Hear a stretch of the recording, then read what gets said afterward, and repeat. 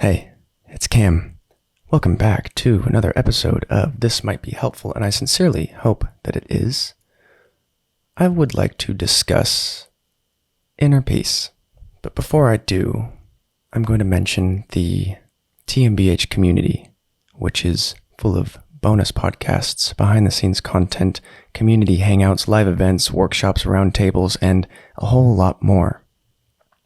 So if that sounds like it vibes with where you are, come and connect, because there is something quite magical about a community built with intention and openness and love and constructive capacity to reduce suffering, enhance joy, and forge your own path.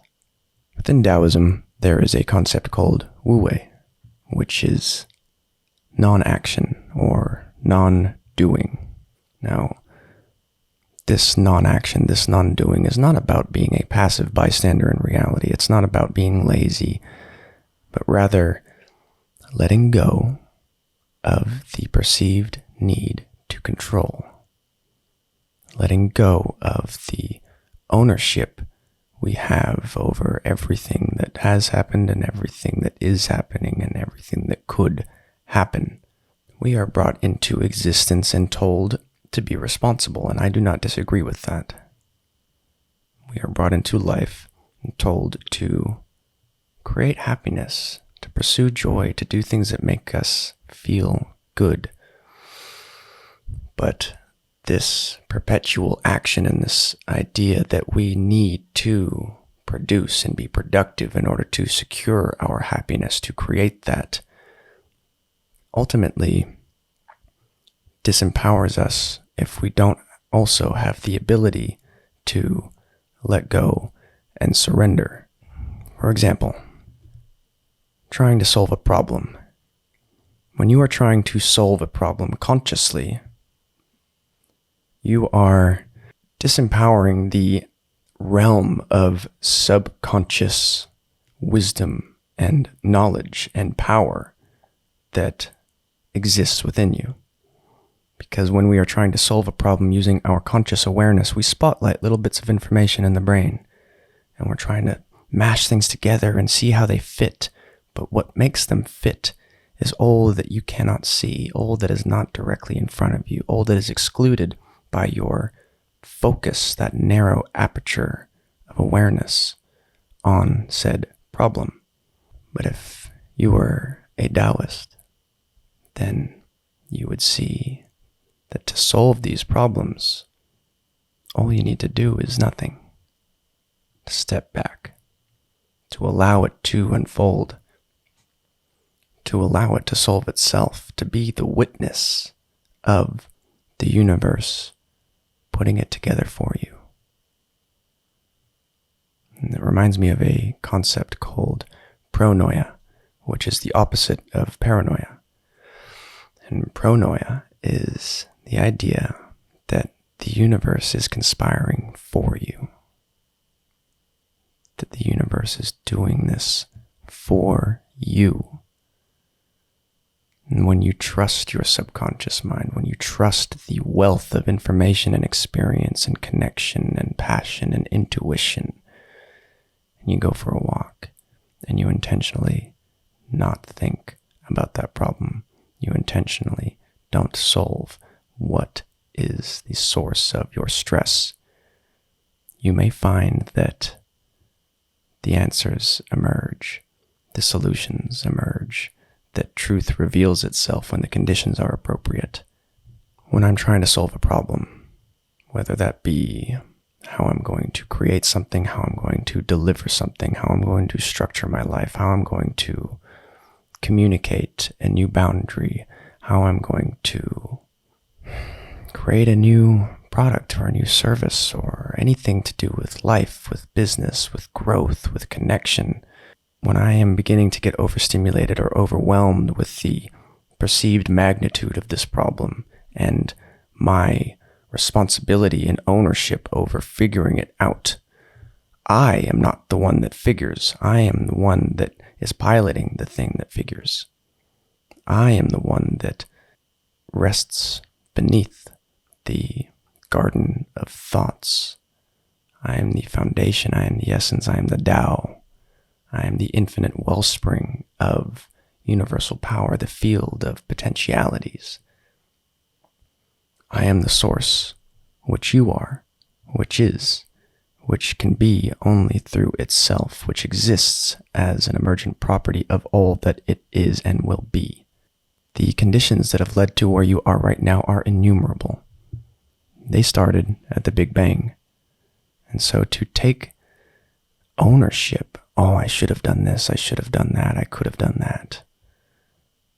To take that ownership is acting in discordance with the way of reality, the way of life, the way of the Tao. So much of our stress and anxiety comes from our desire and perceived need to control, to figure out, to be the one that does it all. But all will occur with or without your direct participation. If you take a step back and witness for a moment what is unfolding moment by moment, if you take a step back and you sit and allow it to come to you, problems become no problem at all because they solve themselves. Because when you take that conscious awareness and you say, okay, I surrender, I let it go, I let it be, that subconscious mind, the billions of neurons you have, the trillions of synaptic connections, the wealth of experience imprinted on your body, imprinted on your mind, it will connect the dots for you.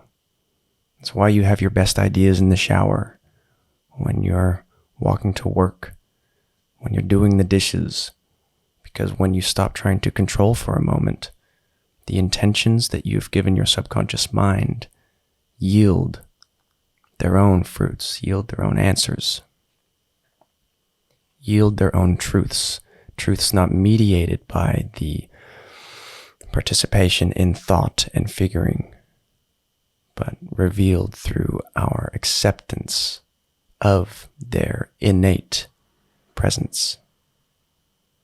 The truth is not something that is found through searching, but something that is revealed when we allow ourselves to witness it. When we relinquish the need to know, then you will find knowing through not knowing, doing through not doing, answers through not solving. When we try and control everything, we get overwhelmed, we get stressed, we get anxious. Things feel out of control, and that's because they are. Accept that. Accept that these cosmic forces that govern and influence and shape our experience are not perceivable through the conceptualized experience of reality. They are felt. This is what Vipassana is within meditation, within yoga. Vipassana means insight, and not just an insight of, oh, that's a new way of doing things. Oh, that's an interesting way to solve that problem. Oh, that's what I could say to this person. Those are intellectual insights. Vipassana is an experiential insight. An experiential insight that results in a profound shift in reality. A shift that is not something easily communicated because it's not there to be communicated. It's not there for any inherent reason, but it is there. These profound shifts, they might occur through meditation practices, they might occur through connections and stepping outside of your comfort zone. They may occur through psychedelics or a dream. They may occur through any innumerable number of factors that lead to a deep spiritual insight. And these insights, this Vipassana, cannot be forced. It is not something that is achieved through doing. It is something that reveals itself through non-doing, non-searching, non-seeking, non-resisting, non-controlling, non-judgment, non-resistance. I might have already said that. When you trust that things are unfolding as they are and as they will be, when you trust that everything is working out, that there is an inherent goodness to this experience, then we bring that into physical reality, because often the way to manifest your desires is not a process of doing, a process of struggling and striving, not a process of waiting to believe it, waiting to see it before you believe it, but one of seeing it once you believe that it is there. You believe, you see, you know that goodness is in every person. And if you have the intention to see that goodness, you will see it. If you have the intention to witness love in every interaction, you will see that, you will feel that, you will be that. If you have the intention to allow things to unfold perfectly as they are, then you relinquish the need to characterize and judge and determine everything that emerges in reality, and you allow yourself to witness. You allow yourself to be one with this, and that is where you find the infinite pool of peace and tranquility that exists always, not dependent on external factors, not dependent on strictly cultivated conditions, but something that is always there, that reveals itself when you say, okay, I see. I think I get it. I think I get it through not getting it. I think I know through not knowing. I think I see without needing to.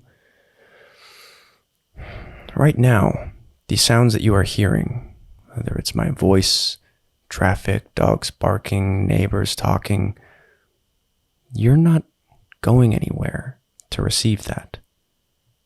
It's all coming to you. Open your eyes and scan the horizon. You needn't travel to that horizon to see it. You needn't catch the bird to witness it.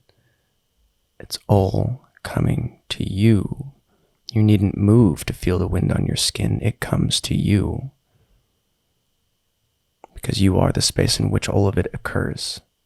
All of it. And it is always occurring. And the only thing that stops us from realizing that is thinking that it doesn't exist. Thinking that you need to create peace. Thinking that you need to do more, add more, be more.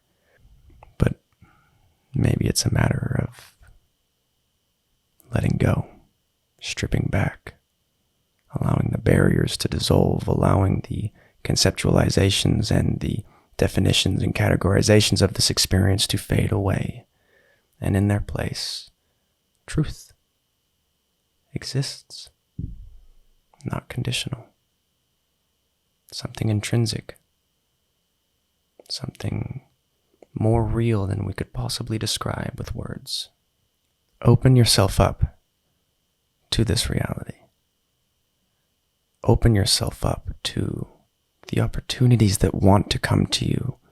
Open yourself up to the signs and the synchronicities occurring all around you, because they are. When you open yourself up, you see that these are not coincidences. These are synchronicities, and the universe speaks through them. The universe wants you to see, it wants you to witness, but it has nothing to prove.